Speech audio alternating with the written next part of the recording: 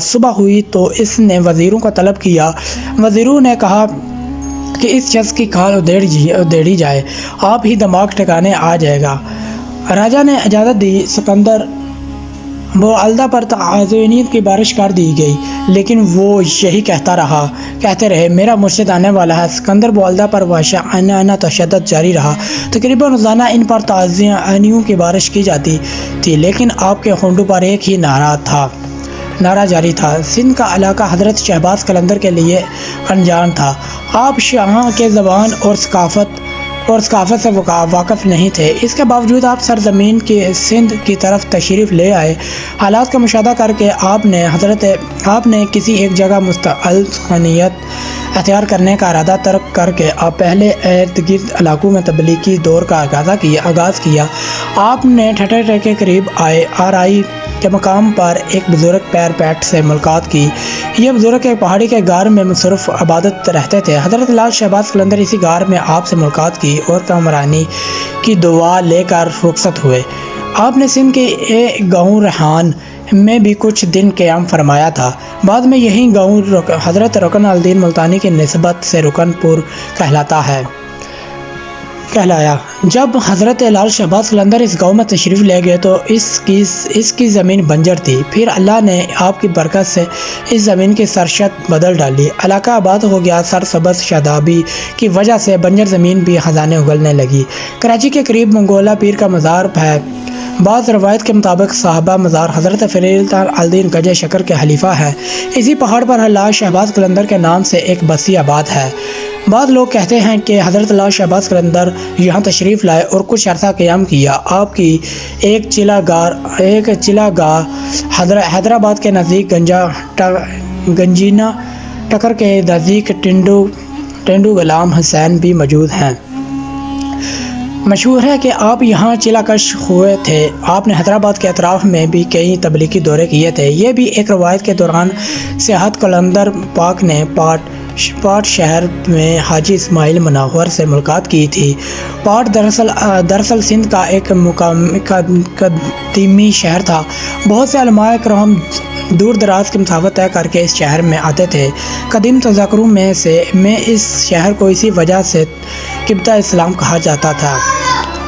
دریا کے قریب ہونے کی وجہ سے یہاں کے باغات کثرت تھی، جس میں انار بہت کثرت سے ہوتے تھے۔ سیون شریف کے ریلوے اسٹیشن کے جنوب میں ایک بلند پہاڑ ہے، جس کے اندر ایک قدیم غار موجود ہے۔ روایت ہے کہ اس غار میں حضرت لال شہباز قلندر نے چلا کشی کی تھی۔ سیون کے ریلوے اسٹیشن کے قریب آپ کے نام سے منسوب ایک لال باغ بھی ہے۔ روایت کے مطابق اس باغ کے قریب ایک پہاڑی پر بھی آپ نے چلا کشی کی تھی۔ مقامی لوگوں میں یہ روایت مشہور ہے کہ حضرت لال شہباز قلندر کی آمد سے قبل نہ یہ باغ تھا اور نہ یہ چشمہ۔ لوگ اس مقام پر چشمے کی موجودگی کو شہباز قلندر کی کرامات سمجھتے ہیں۔ یہ چند نشان اور تاریخ میں محفوظ رہ گئے ہیں۔ صاحب بتاتے ہیں کہ آپ نے سندھ کے دورہ دراز علاقوں کے دورے کیے۔ اس دور کے سفر آج کی طرح بالسہولت نہیں تھے۔ دین کی تبلیغ کے لیے ہمیں آپ کے عزم اور حوصلوں سے رہنمائی اور ترغیب لینی ہوگی۔ آپ کی بہت سی کرامات لوگوں میں مقبول ہے۔ روایت ہے کہ جب کبھی آپ کے پاس کوئی لا علاج مرض آتا تو آپ اس پر گہرائی نظر ڈالتے اور فرماتے، اے بیماری، میں تمہیں اللہ تعالیٰ کا واسطہ دیتا ہوں کہ تم اسے چھوڑ دے۔ لال شہباز قلندر کا یہ جملہ مریض میں تندرستی کا احساس پیدا کر دیتا۔ اس کے علاوہ بعض اوقات پانی پر دم کر کے بھی مریض کو دیتے اور فرماتے، یہ پانی بیمار کو پلاؤ اور آنکھوں کو لگاؤ۔ آپ کی ہدایت پر عمل کر کے بیمار سے یاب ہو جاتے تھے۔ ایک مرتبہ سندھ اور اس کے قریب وجود میں اتنا شدید قطع پڑا کہ مخلوق خدا سخت پریشان ہوئی۔ اس قحط سے نجات حاصل کرنے کے لیے لوگوں نے قلندر سے عرض کی کہ آپ اللہ تعالیٰ سے دعا کریں کہ ہمیں اس قحط سے نجات دے دے۔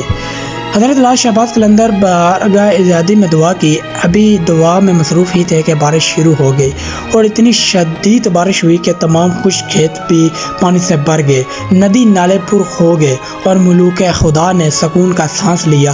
وادی مہران سندھ کے مختلف علاقوں کو فیض آب کرنے کے بعد حضرت لالا شہباز قلندر سلطان یعنی کہ سیون شریف میں مقیم ہوئے، جہاں آپ کو بڑی پیدائش حاصل ہوئی اور آپ کے حسن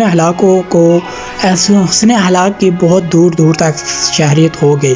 لالا شہباز قلندر اور ان کے ساتھیوں نے جس میدان میں پڑوا ڈالا تھا، اس کے قریب ایک بستی میں شراب و شبار کی خرید و فروخت ہوتی تھی.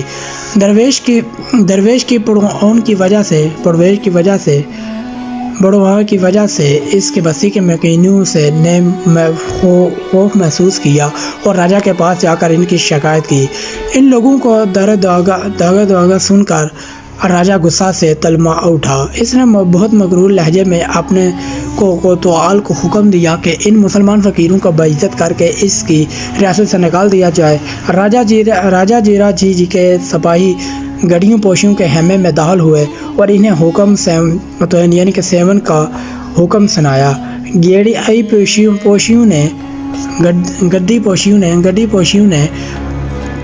گڈی پوشیوں نے کہا کہ ہم صرف اپنے مرشد کے حکم پر پابندی کرتے ہیں، اگر تمہیں کچھ کہنا ہے تو ان سے کہو. راجا جیرا جی کے سپاہی اسی حالت غضب میں قلندر شہباز کے خیمے کی طرف بڑھے مگر اندر داخل نہیں ہو سکے. سپاہیوں کو ایسا محسوس ہوا کہ ان کے پیروں کی طاقت سلب ہو چکی ہے اور وہ اپنے جسم کو حرکت دینے سے قاصر ہیں.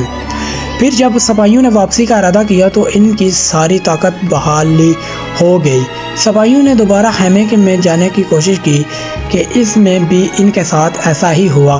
مجبوراً سپاہی کچھ کیے بنا واپس چلے گئے. راجا جیرا جی کے اپنے سپاہیوں کی مجبوری کا قصہ سن کر چراغا پاؤ ہو گیا. اس نے فوری طور پر اپنے وزیروں، مشیروں اور درباری نجومیوں کو طلب کر لیا. تمام واقعات سنا کر حکم سیون کی طرح ارکان سلطنت اور ستاروں کا علم جاننے والوں میں بھی حیر و پریشان تھے. پھر درباری نجومیوں نے ستاروں کی چال اور زیجے وغیرہ بنائے تھے تو یکا یک ان کے چہرے پر خوف کے گہرے سائے لرزنے لگے. نجومیوں نے راجا جیرا جی سے عرض کیا، زیادشاہ بتاتے ہیں کہ ایک شخص حدود سلطنت میں داخل ہوگا اور پھر وہی شخص اقدار کے ساتھ آپ کی زندگی کے لیے بھی ایک سنگین خطرہ بن جائے گا. شاید وہی شخص ہے جس کی ایک معجزہ شگیرت کو آپ نے قید میں ڈال دیا ہے. نئی چال سوچ گئی کہ وزیروں کے کہنے پر ہیرے جواہرات اور شرفیوں سے بھرا ہوا خونان لے کر شہباز قلندر کی خدمت میں پیش کیا گیا کہ اسے قبول فرمائے اور کسی دوسری جگہ قیام فرما لے. آپ نے حکم دیا کہ ان جواہرات کو آگ میں ڈال دو. خدمت گاہ نے اپنے مرشد کے حکم کے مطابق خونان اٹھا کر آگ میں ڈال دیے. دیکھتے ہی دیکھتے ایک شعلہ سا بھڑکا اور واقعی تمام ہیرے جواہرات اور سونے کے ٹکڑے کوئلے اور لکڑی کی طرح آگ میں جل کر راکھ ہو گئے. حکم سیون کا نمائندہ کچھ دیر تک پتھری ہوئی آنکھوں کے سائے یہ ناقابل یقین منظر دیکھتا رہا. وہ سونا جو تپتی ہوئی بھٹی میں بہت دیر کے بعد پگھلتا ہے، اسے معمولی آگ کے شعلوں نے چند لمحوں میں جلا کر خاک کر ڈالا تھا. مسلمان درویش کی یہ کرما دے کر وزیر نے قدموں میں سر رکھا دیا اور گداگرانہ لہجے میں عرض کرنے لگے. پھر جب وزیر کانپتے قدموں کے ساتھ واپس جانے لگا تو آپ نے نہایت پر جعال لہجے میں فرمایا، اپنے راجا سے کہہ دینا کہ ہم یہاں سے واپس جانے کے لیے نہیں آئے ہیں. اگر حکم سیون اپنی سلامتی چاہتا ہے تو خود یہاں سے چلا جائے. وزیر دوبارہ حکم سیون کی خدمت میں پہنچا اور اس نے لال جوہرا کے راکھ کے ہونے لال و جوہر کے راکھ ہو جانے کا پورا قصہ سنایا. جیرا جی اور زیادہ غضبانہ ہو گیا اور کہنے لگا، تم بزدل ہے کہ ایک معمولی سی بات سے ڈر گیا ہے. میں نے اس سے بھی بڑی شعبہ بازیوں دیکھی ہیں. میری سلطنت میں ایسے کامل جادوگر موجود ہیں جو مسلمان سنیسی کے تسلسل کو پار کر دیں گے. عشاء کی نماز میں ایک عجیب واقعہ پیش آیا. حضرت شہباز قلندر نے خدمت گاروں کی موجودگی میں قلعہ کی جانب روح کرتے ہوئے فرمایا، وہ والدہ اب تم ہمارے پاس آؤ पास चले आओ। खिदमतगार हैरान थे कि मुर्शिद के इससे पकार रहे हैं। सिकंदर मुलाआत जो राजा जीर के कैद में थे और कई महीने से दर्दनाक सजाएं बर्दाश्त कर रहे थे, इधर आपकी ज़बान मुबारक से ये कलमात अदा हुए और उधर बुलादा का जिस्म अचानक जंजीरों से आज़ाद हो गया। बुलादा अभी इसी हैरानी में था कि यकायक जिंदू का दरवाज़ा खुल गया। मुवल्लदा को अपने मुर्शिद की आवाज़ सुनाई दी। मुवल्लदा समझ गया कि ये मदद किसके सिवा कुछ नहीं। इसने बेहतियात नारा लगाया, मेरा मुर्शिद आ गया, मेरा मुर्शिद आ गया। शदीद ज़ख्मी होने के सबब मुवल्लदा तेज़ी से उठे और कैद खाने से बाहर की जानब दौड़ने लगे। आखिर इस मैदान में पहुंच गया जहां हज़रत लाल शहबाज कलंदर और इनके साथियों ने क़याम किया हुआ था। मुवल्लदा से मिलकर लाल शहबाज कलंदर अपने मरीदों को बताया कि यही तुम्हारा भाई मुवल्लदा है, इसे हुक्म साहिबान ने नाहक सताया है, इंशाअल्लाह वो बहुत जल्द अपने इबरतनाक अंजाम को पहुँचेगा। शदीद मोहलतों के बावजूद आपने 7 शरीफ में रहकर इस्लाम का नूर फैलाया, हज़ारों लोगों को राह हिदायत दिखाई, लातदाद बकते हुए अफराद का रिश्ता खुदा से जोड़ा, लोगों को अहलाक और मोहब्बत की तालीम दी, सच्चाई और नेकी की लगन इंसानों के दिलों में उजागर की। आपकी तालीमात और हुस्न सलूक से 7 की ऐसी काया पलटी के बहुत बड़ी तादाद में गैर मुसलमानों ने इस्लाम कबूल कर लिया। आपने लातदाद बकते हुए अफराद को रिश्ता खुदा से जोड़ा, लोगों को अहलाक की तालीम दी, सच्चाई और नेकी की लगन इंसानों के दिलों में पैदा की। लाल शहबाज कलंदर की वजह से राजा को अपने इक़्तिदार हरात में नज़र आ रहे थे। राजा जी की नींदें हराम हो गई थी। 7 में एक मुसलमान दरवेश की मौजूदगी इसके लिए मुस्तक़िल अज़ाब बन कर रह गई थी। राजा जीरा जी की कई मरतबा अपनी ताकत का मुज़ाहरा कर चुका था, मगर हर मरतबा इसे नाकामी का मुँह देखना पड़ा था। आहर का हाकम 7 ने अपने इलाके के कुछ जादूगरों को तलब करके इनसे मुसलमान दरवेश से मुकाबला का कहा, लेकिन 7 के सरहरों ने मुकाबले से पहले ही अपनी शख्सियत तस्लीम कर ली थी कि इन्हें हराना हमारे बस की बात नहीं। अलबत्ता जादूगरों ने राजा को मशवरा दिया कि अगर किसी तरह मुसलमान दरवेश के शकम में हराम ग़िज़ा दाखिल कर दी जाए तो इसकी सारी रूहानी क़ुव्वत ज़ाइल हो जाएगी और फिर हमारे जादूगर की ताकत इस पर गालिब आ जाएगी।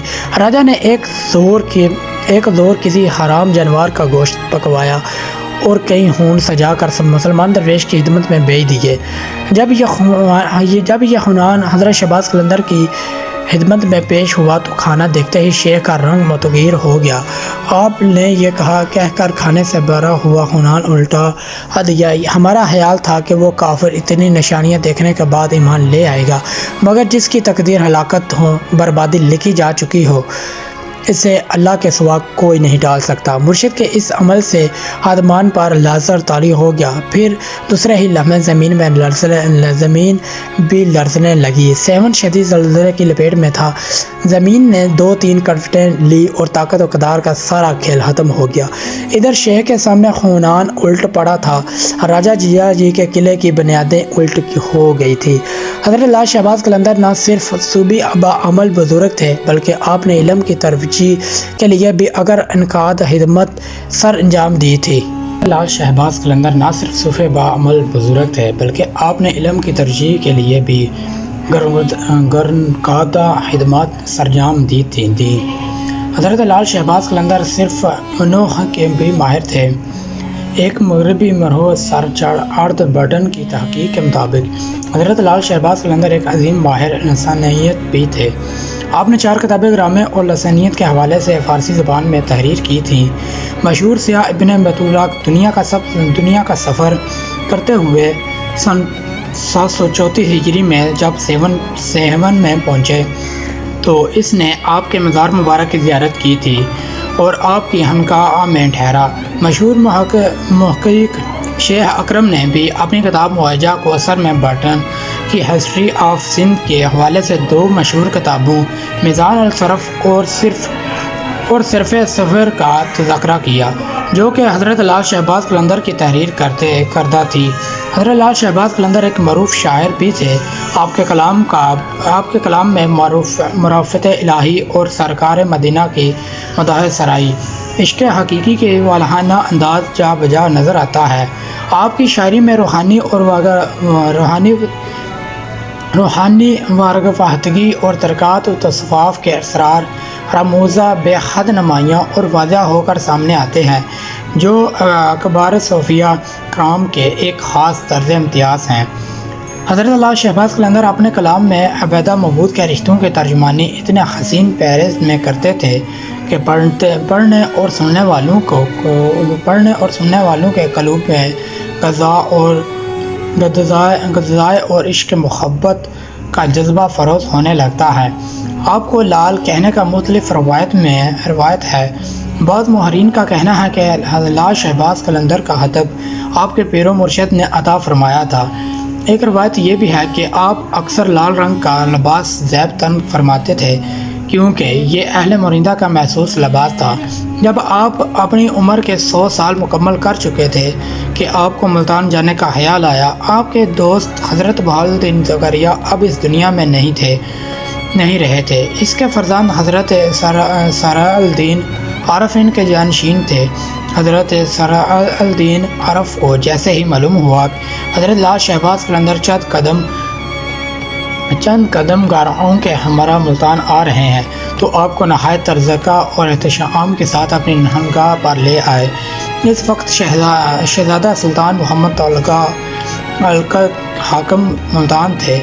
اس نے بھی اپنے دربار میں محفل سماع رکھی اور حضرت لال شہباز قلندر کو اپنی دربار میں مدعو کیا۔ آپ نے دعوت قبول کر لی۔ کہتے ہیں اس محفل میں دوران سماع اچانک حضرت لال شہباز قلندر پر وجدہ کی کیفیت عطارق ہو گئی۔ آپ حالت وجدہ میں اٹھے اور رقص کرنے لگے۔ آپ یہی وجدانہ رقص اس دمال کی بنیاد بنی جو آج بھی آپ کے مزار پر دیکھا جا سکتا ہے۔ سلطان نے خواہش ظاہر کی کہ آپ ملتان ہی میں قیام فرمائیں، مگر آپ نے فرمایا کہ میں سہون میں ہی رہیں گے۔ آپ کے ساتھ سلطان محمد تغلق کو اتنی عقیدت تھی کہ سلطان کی وفات کے بعد سلطان کی میت کو ٹھٹھہ سے سہون لایا گیا اور آپ کو خانقاہ کے قریب وجورہ میں دفن کیا گیا۔ حضرت لال شہباز قلندر نے تقریباً 103 برس، بعض تذکرہ کے مطابق 112 برس اسمان ولدیت کا یہ شہباز اور سہون سندھ کے گردنہ کے طریق علاقوں کو نور اسلام سے منور کرنے والا یہ آفتاب 18 شعبان المعظم 673 ہجری مطابق 1275 عیسوی میں غروب ہو گیا، لیکن لوگوں کے دلوں میں تا قیامت اس آفتاب کی روشنی باقی رہے گی۔